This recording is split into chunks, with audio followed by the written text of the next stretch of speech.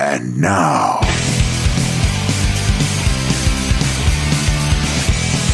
it's the Still Unnamed Podcast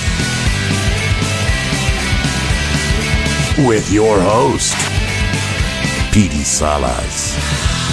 Hey kids, and welcome to another exciting edition of the Still Unnamed Podcast. I'm Pete Salas along with... Mark Mystical Rodriguez. Oh, we're changing the nickname. Here we go. Yeah, it's pretty terrible. Yeah. I mean, are you going to keep with the M nickname? Because last week you were Magic Mark, and now you're Mark the Mystical. Yeah. You're a wizard now? Yeah, I'm a wizard. Okay. How about, no, Ravishing Mark Rodriguez. There you go. That's what I am. Ravishing Mark Rodriguez. There you go. I like that. That sounds like a wrestler now. I am a wrestler. Cool. So, how was Valentine's Day? Let's get right to it. It was pretty uneventful. Yeah? Yeah. We exchanged gifts on the night before. Mm-hmm. Because I got home and I had all the shit that I had just bought from Walgreens? Walmart. Yeah. And I was like, hey, here you go. And right. It was good stuff. Romantically wrapped in a gray Walmart bag. How did you know? I'm just assuming. But yeah. So we did our little gift exchange. She got me some cool stuff. She got me I really like it. It's an I Heart Dexter. It's a black t-shirt and written in like the Dexter blood logo. Okay, uh-huh. And it says I Heart Dexter. And I don't have any Dexter That's cool. stuff. So I was like, That's yes. rare to find any of that kind of merchandise anyway. Yeah, she was telling me how difficult it is because there's so much stuff that's with his face on it. Right. And we don't, I mean, he's a cool guy, but we also have a son named Dexter that we just want to be like, hey, he's cool too. Right. I get it. So I ended up staying at home watching kids. Cool. While my wife went out and watched A Stranger's Kids. It's like the best Valentine's Day ever. Well, that's that sucks. Yeah. Something real creepy happened though while I was watching Harley. What happened? Because sometimes like we want her to use her imagination. And if she picks up a toy, like she does this a lot with her Batman toys. Mm-hmm. But she'll pick up a Batman toy and she'll talk as Batman. She'll be like, hello, Daddy. I'm Batman. Okay. So sometimes she'll do another voice. Mm-hmm.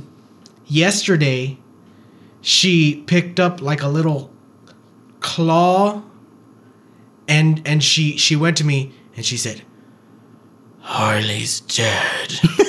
And I was like, what? And in a deep, scary voice, she said, Harley's dead. Wow. And I was like, Harley's dead? And she said, no. No, she said, no. I said, who's dead? And she said, you. I was like, oh my God. As it turns out, she was saying Harley's dad. Oh. Well, I mean, I figured you'd have creepy kids because, I mean, I know for a fact their mom is pretty creepy. She was. I've heard stories. I grew up with her, and she used to do this thing where we would walk around and she would grab like her hair and make it into like two ponytails, but like she would hold her hair so that it looked like two ponytails, and she would say, I'm a chupacabra. I'm a chupacabra. And that was really, really creepy for like a 6-year-old little girl to be doing. No shit, that's creepy. Yeah. Harley does some creepy shit too. Like she gets out of bed like every night just to like check if the sun's out yet, because as soon as the sun's out, she's gonna be awake.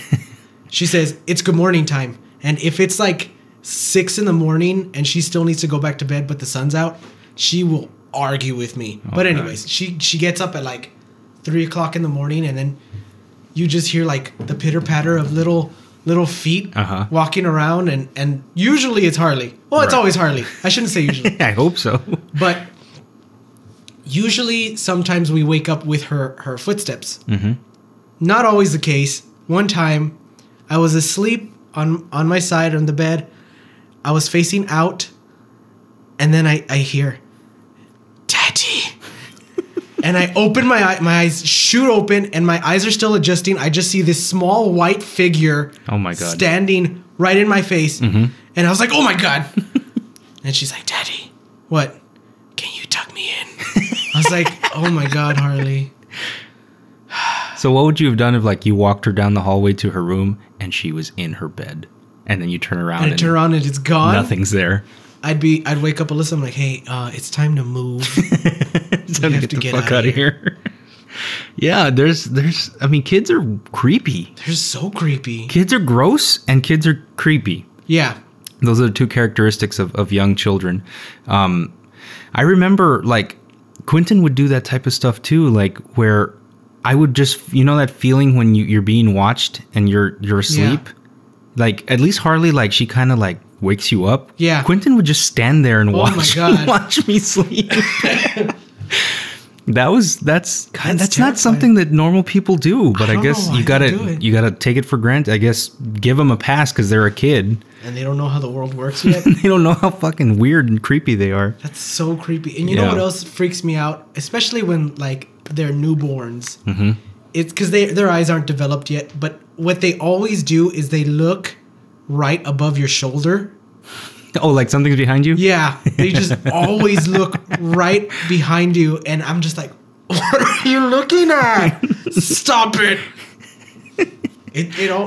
Harley did it. Dexter did it. I'm sure Quentin did it. Yeah. But it's just so weird that I know their eyes aren't, like mentally I understand what's going on, but still I'm just like, what if they're still in such a spiritual state they can see an entity on the ceiling right above my head? It's possible because a lot of theories, people believe that kids are at the very young age, they're still, kind of grounded in and they're more sensitive to the world around them and what we can't see. Yeah. I don't know. That's a theory. I don't know if you believe it or not, but absolutely, it's possible. It is possible. I think kids are kind of that's why I linked. Hope Harley doesn't ever just say like, "Oh, there's a man in the room." Or if she ever has an imaginary friend, we'd probably move every 3 months. That reminds me of the they're rebooting Poltergeist. Are they? Yes, and I saw the trailer, and the trailer looks really good. I'm not gonna lie. You know how I hate reboots and remakes and all that shit. The trailer looks really good. I'm not gonna lie. I think, again, I'm gonna talk out of both sides of my mouth here. Being a traditionalist, like the original is a classic. It won't be topped. It's a great movie. But I think this route, they're going the scary, like the truly scary route. Yeah. As opposed to like, because Poltergeist, it was scary, I guess, in a sense, but maybe because it was in the 80s and people hadn't seen that kind of little kid is haunted type of movie yet. Yeah. But now, fast forward to 2015, they've got to up their game if they want to redo Poltergeist. Yeah, so they're going to go numb to all that stuff. So yeah, that kind of now that you mention it about the talking to herself or having an imaginary friend, that's what that reminded me of.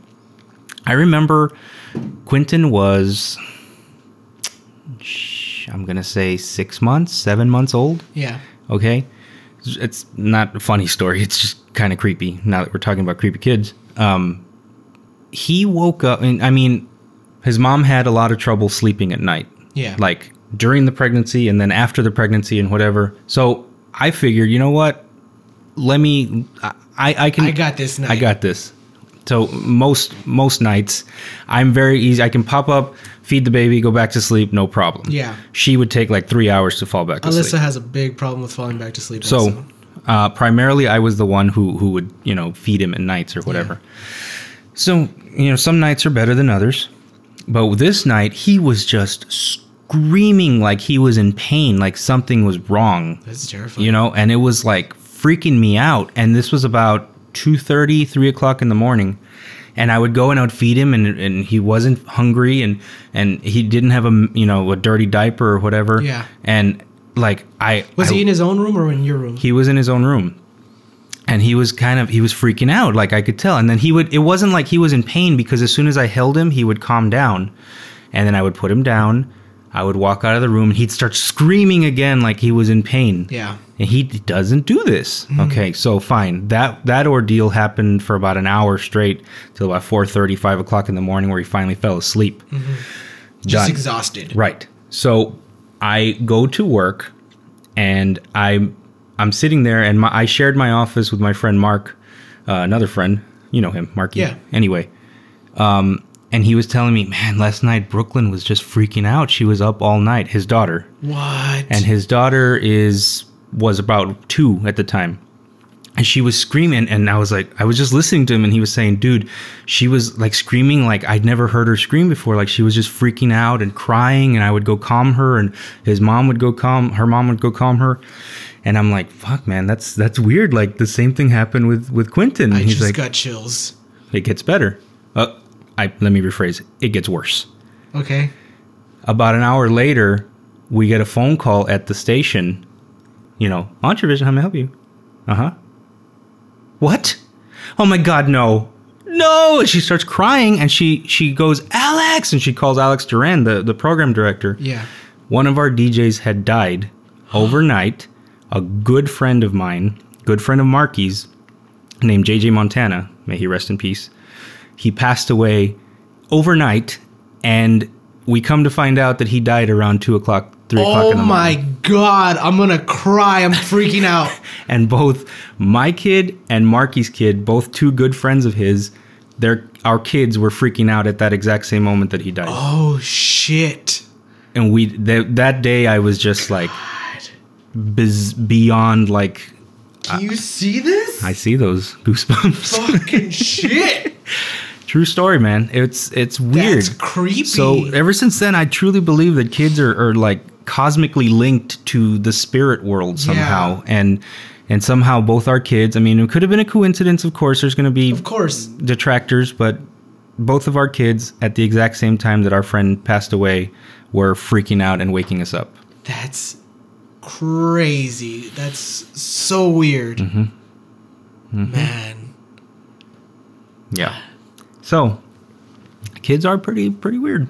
You're damn right they are. Moral of the story, kids are weird. So what'd you do for Valentine's Day? As I said last episode, I had a plan for Valentine's Day. Yeah. Did you follow through? I did. Yes. Yes. I can tell by your raging heart on. Can you see that? How can you miss it? I was like, why is Pete got 2 mics? Yeah. I went with some friends to go watch 50 Shades of Grey. Mm-hmm. Yeah. Again, I had no knowledge of the story at all. Brand new. Like a baby. Like a virgin. Touched for the very first time. Touched I was. Yeah. The first thing that struck me was the audience. Okay. It was sold out. Of course. It was sold out. The funny thing is it was sold out, but like there was about 30 seats that were empty. So I'm thinking those were couples that just never made it out of the parking lot. Uh-oh. So that's what I'm assuming, because why else would you buy a movie ticket in advance and not go to it? But anyway, other than there was probably... It was about 150 seats, and like I said, like 30 of them were empty, and the rest of them were made up of, you could tell, husband, wives on a date or whatever. Mm-hmm. A good portion of them were lonely women on Valentine's Day with... All right. Yeah. So, I like those odds. That's basically what I'm saying. But... We sat because it was assigned seating. We went to the bistro, so our row was full.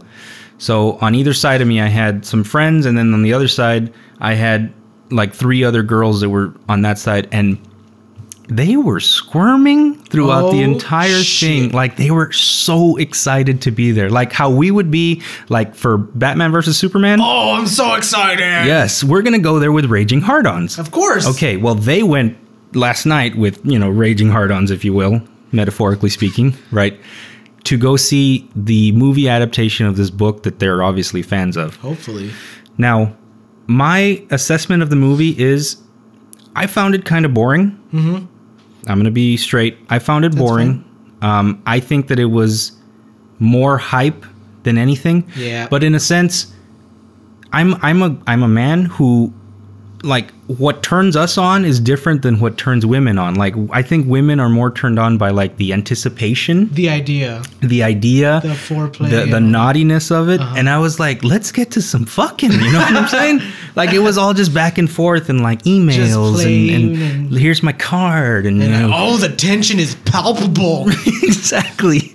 And it was just like come on, let's get somewhere. Either give me a good story or show me some titty. Let's do something. So it was about 30 minutes into the movie before they actually touched each other. And you know, it did everyone just let out a gasp? Yes, including my friends. They were it was Chris and Becca and Patty. And I don't know why I sat where I sat. I should have sat on either end so that the three of them who know the story and know the book could talk to each other. But instead, I was between Becca and Chris. So they were constantly leaning over me to talk to each other and laugh and giggle about certain things. I felt kind of out of it, but still, I was having fun. But you were in the convo. Yes, I was. Maybe you picked up some things. I was involved, and they were just like criticizing like her shoes, and just, like different things like that. Girl. Yeah, so I felt, you know, going into it without knowing anything, to me the movie was kind of boring and it was really long. And then it had an okay ending because at the point that it ends, it's kind of like I can see it leading into a next film. Like as a film, you know, lover, I can see where it's a good place to end and pick up somewhere new. Do you want to drop some spoilers? Sure, why not? I mean, these people have read the books. Yeah. So let's just let everybody know, hey, we're going to have some spoilers coming up. Go forward, I don't know. 5 minutes? 5 minutes. Sure. And we'll stop talking about this spoiler stuff. Thank you for that disclaimer. Okay. So like I said, it takes about 30, 40 minutes for them to actually do anything. Okay, so who's this girl? Okay, I guess let's just go. Let's do it all. Okay, so the story is her roommate writes for some magazine or an online blog or something, possibly. Okay. You know what? No, I think it's like a student magazine. They're college kids, a student newspaper, excuse me. And she was assigned to go talk to this very young, very attractive, rich billionaire CEO of a company named Christian Grey. Got it. She's sick and she can't make the interview. Oh my God, that's like me. She sends her roommate. Now, the girl who's sick and should be doing the interview, she's an attractive blonde, busty blonde chick. Got it. She would have been perfect to go and you know, shake her ass in front of this CEO and get him to talk. But she's sick, she can't make it, so she sends her kind of frumpy, kind of you know, Mormon looking glasses and overalls. Yeah, never been kissed type of girl. Sends her to go do the interview for her. So she goes in and she's nervous, and you can tell right away that he is a predator. Yeah. And I use that not in a bad way, just kind of like in an animal sense. Yeah. He smelled fear and intimidation on her, and that turned him on. And you could tell that. And the movie kind of conveys that pretty well. For me to get that, like that scene where they first meet, there was some electricity and some sexual sparks. Some sexual tension there. And he liked it, and he liked her.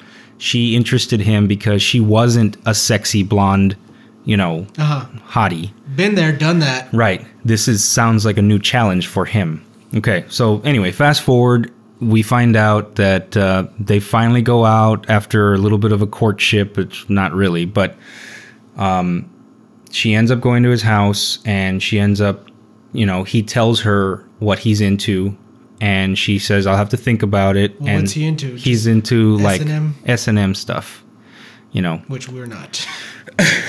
Right. And she reveals that she's a virgin. Uh-oh. So he immediately is like, okay, let's do this. I'm gonna fucking plow the shit out of this girl. There's a line in the movie that right before he said it, Chris leaned over to me and he nudged me and he was like, listen to this. So he knew what was coming. And she said something like, are you gonna make love to me? And he goes, I don't make love, I fuck hard. Damn. And the whole audience was like, he said it. So anyway, they end up banging, and it was her first time. And I should write a book. I don't make love. I make breakfast. So anyway, it's back and forth, and she's falling for him, and he's letting down his guard because he's already announced how he doesn't do the whole girlfriend thing, the romance and the flowers and the hearts. You know, I'm into this, and that's it. He's making her DTF, and that's it. Right. He's making her sign a contract that of what he's allowed to do to her and what she's okay with, and you know, he does it he handles this like a business. You know, acquisition as opposed to a relationship, because he doesn't see it that way. Anyway, and that's what I'm saying. Like that whole good hour of the movie where it's back and forth, and she's sleeping with him, but he hasn't really brought her into his world yet, and it's like, you know, oh my God, he's changing for her. Like I can see why women are drawn to that. Yeah, he's rich, he's powerful, he's good looking, he's misunderstood, and she's able to change him and fix him or whatever. Oh, I'm sorry. Can I just be real dick and mannish for a second? Sure. I feel like a lot of times women go for like, I can change him. Right. Mm-hmm. And that's just, there's a quote that I don't remember where I heard it or read it, but it was something to the effect of, or a woman marries a man expecting him to change, and a man marries a woman expecting her not to change. That's a good quote. And I feel like that's true. Nails it. That's very true. I mean, a guy is pretty much 100% himself when he's in front of you. Mm-hmm. Like, he will not... he wants to show you the real side of himself. I know a lot of women will be like, oh, I don't even know if I should fart or whatever, because then he'll know I fart. Yeah.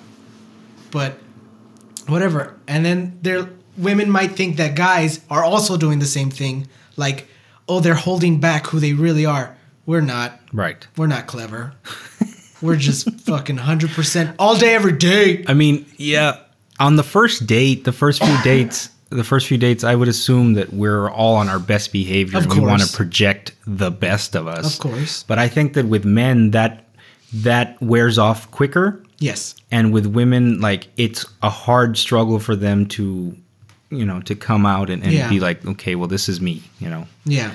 But anyway, this wasn't a man versus women, you know, debate. It's just, I could see the popularity of why this book was popular with women, and you know, it's the whole he's misunderstood, and he's dark, and he's mysterious, and he's powerful, and he's beautiful. Is he Batman? He could be Batman. Oh my God, I love Christian Grey.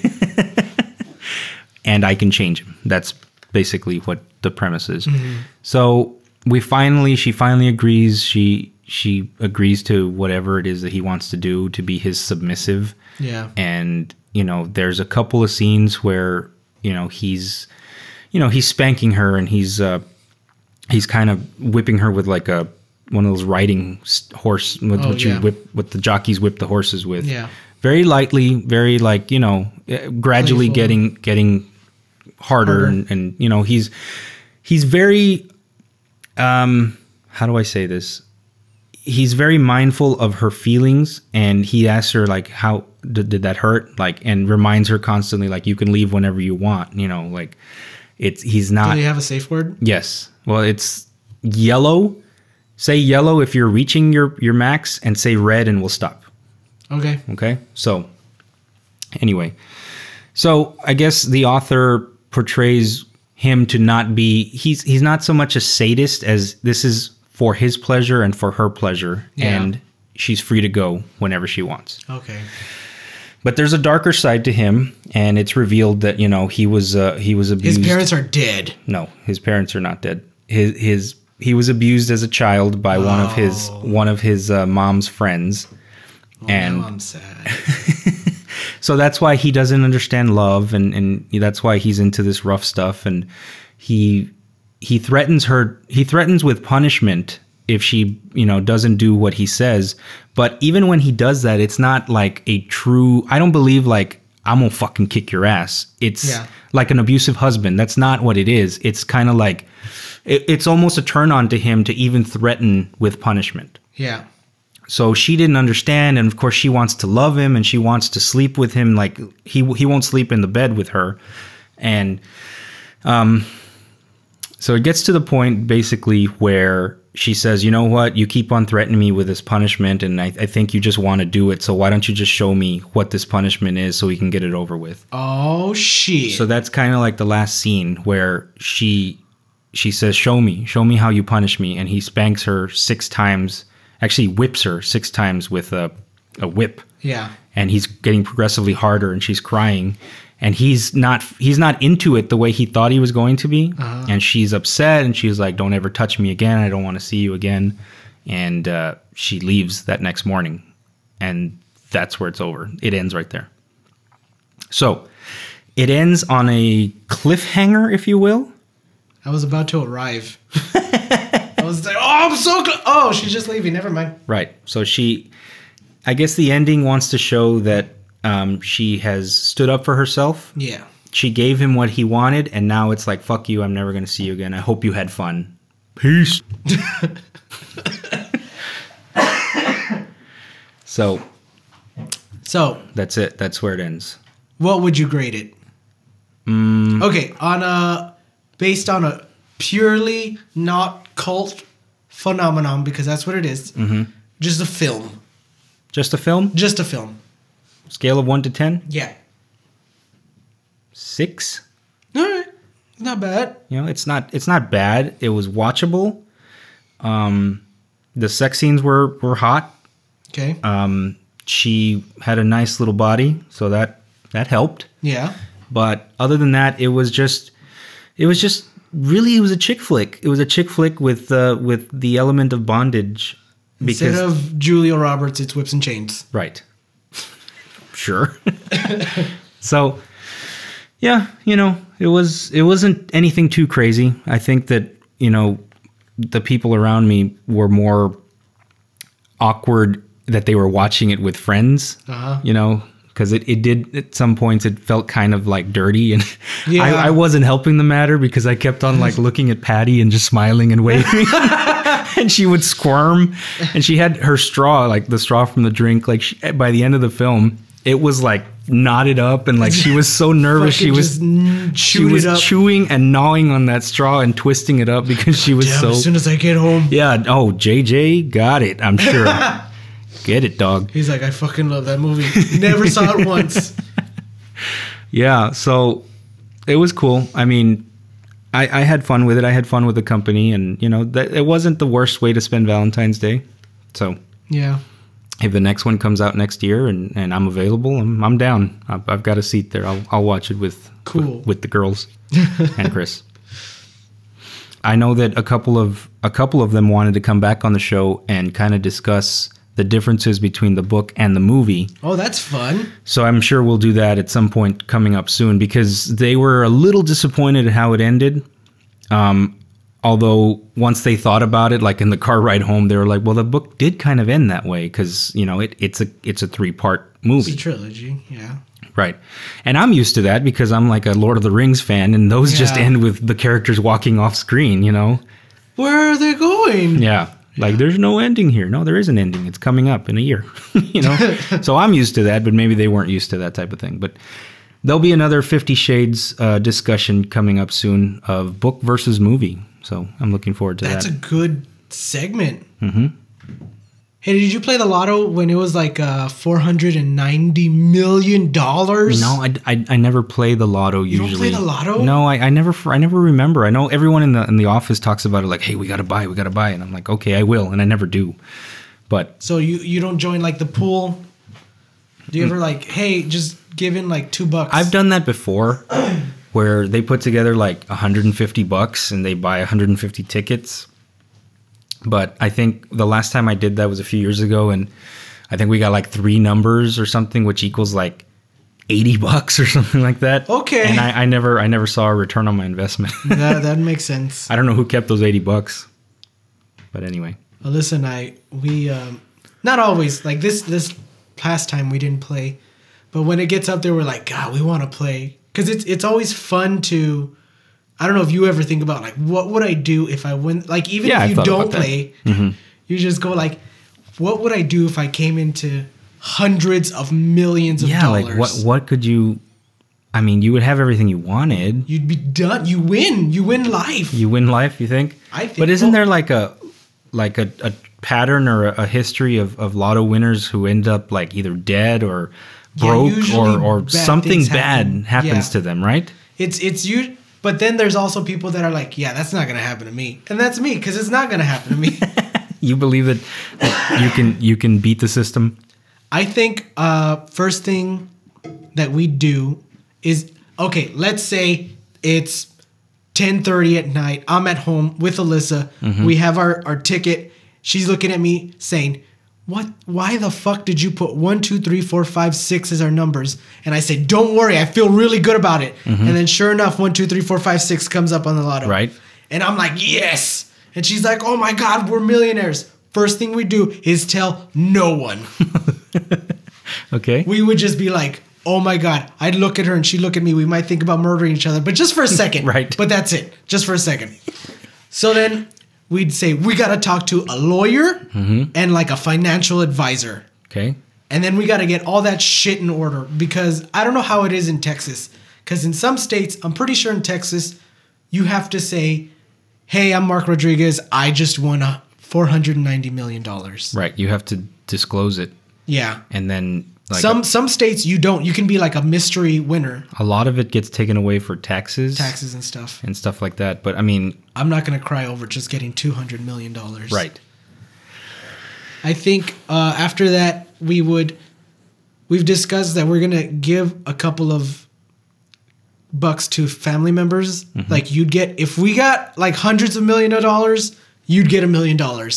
That's fair. Easy. My brothers would get $1 million.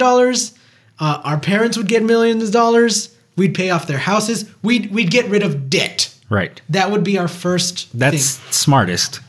I agree so far. And after that, we'd purchase a house with like a wall or a gate. Because we don't want people just fucking coming, hey, we're selling Girl Scout. No, not Girl Scout cookies, because I would fucking purchase the shit out of Girl Scout cookies. But like, I don't want to people to guilt me into like, I have a cousin that's immediately become a target for for not only, bad things, but for handouts and whatnot. Exactly. So we'd have to like hide. We would hide. And we'd put money away for all of our nieces and nephews for their college. And we'd say, hey, don't even worry about college. This is your one thing you have to follow.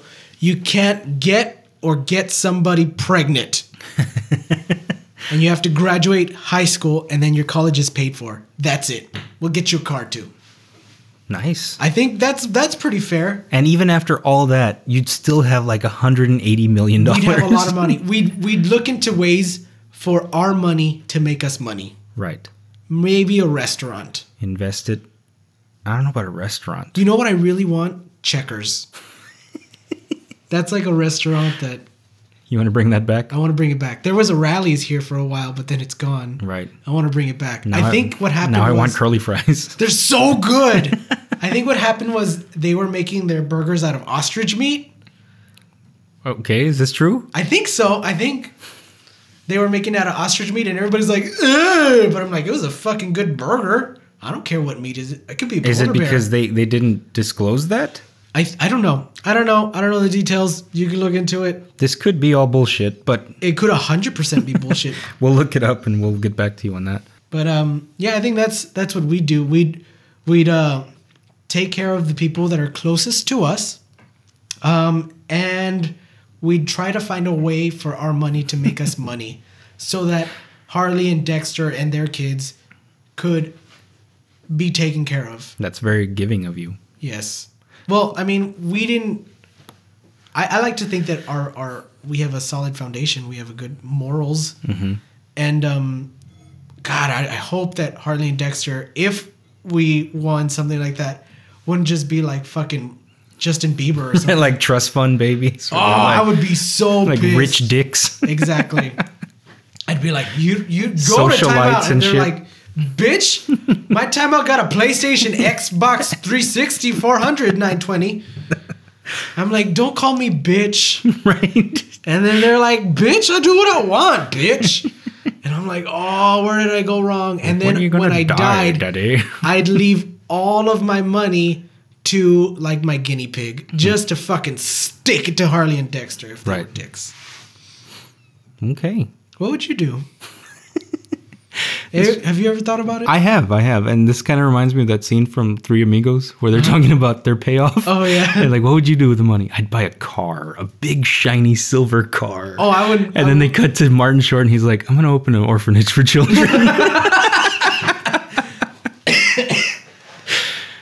So, yeah, I mean, anything I say won't top what you're doing. But no, I'd be the same. I'd pay off all debt. I'd pay off all my my family's debt and make sure everyone's set. And then, I just do everything that I wanted to do. What would be the first big purchase for Pete? First big... Like, would you get a car? Or like a big... Like a stupid purchase, but you got the money. After a house and all that stuff. Yeah. Okay, so my first... I'm rich and I can have whatever I want purchase. Exactly. A DeLorean. Really? Back to the Future DeLorean. Would you get it like a regular ass DeLorean or like a Back to the Future? No, I would have. There's a guy, like I was just telling you. Oh, yeah. That Sal and Q were talking about. Sal and Q from What Say You Pod. Plug. We're just talking about how if you have 60 grand, and that's not much. That's not much at all. 60 grand, there's a guy who's an actual. Sports cars that are cheaper or more expensive than right. He will convert a DeLorean into a fully movie-ready replica of the one that they used in the movie. Is that 60 grand on top of buying a DeLorean, or is that only... I think DeLorean's included, if I'm not mistaken. That's a damn good... Right? We could do that. I know. We could just fucking... We don't need to win the lottery. We're just bringing in all the dough with the TSU podcast. But yeah, I think that would be like... I would be that guy, like, everyone would know me in town because I'd be driving the fucking... time machine. I would probably buy like a legit Batman costume. Like a fucking badass and probably a Batmobile. Probably. You would become Batman. I would absolutely become Batman. Like I would visit children's hospitals and shit. Mm-hmm. And I'd be like, I'm fucking Batman. I wouldn't say fucking in front of the kids though. But I'm like, hey, I'm Batman. Right. I hope you fucking kick this cancer's ass in the dick. I'm Batman. Here's this batarang. Right. Sir, you can't do that. I can do whatever I want. I'm Batman. Right. And then you just rappel out of there. Yeah. I could see that happening. Like, I would seriously buy a tits Batman costume. I'd also, like, work out so I can get rid of this pudginess. Because I don't want, like, a 1989 fake abs. Right. I want like a skin tight. Damn, those are his muscles. Right. I want one of those. Okay. That's cool. It'd probably be padded a bit. A little bit. In the dick. I wouldn't use it when I go to the children's hospitals though. Right. You don't want a big old cod piece hitting a cancer kid in the face. That's what I would do. I would buy, if not the DeLorean, some sort of a, because I love movie props and replica stuff. I mean, I have a wallet from Pulp Fiction. I have the Freddy Krueger glove somewhere. And I would buy something, a big movie prop replica. Yeah. And to me, that's the coolest one I can think of is because it's actually, drivable. I would get a DeLorean. It's very within the... You could get it. Right. And you could use it. Because there's... Right.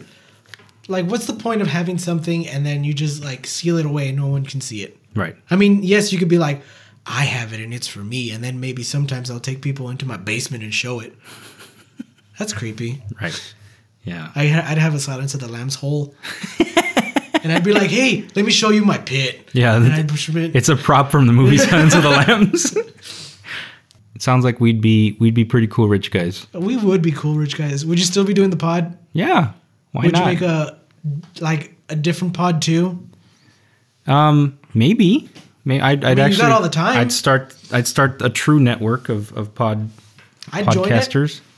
You have to pay me. You're part of it now. You don't do anything with it now. Oh, that's true. Listen every Thursday for Mark's Minute. Yeah. So anyway, that was a recap of the last few days and what's been going on with us. Yeah. So hey, if you win the lottery and if you want to throw a couple millions of dollars our way, you know what? If you give us $100,000, then we could get what we want. Right. You could get your DeLorean and I could get my bat suit. Right. And you guys would have naming rights of the new podcast. You would be producers. Right. Producer credit. So until that happens, I guess I want to just thank you guys for listening once again. Thanks for visiting us here at the TSU podcast. And special thanks to our sponsor, Chico's Bail Bonds. I'm Pete Salas. And I'm Mark Rodriguez. Have a happy Taco Tuesday, everyone. Bye-bye.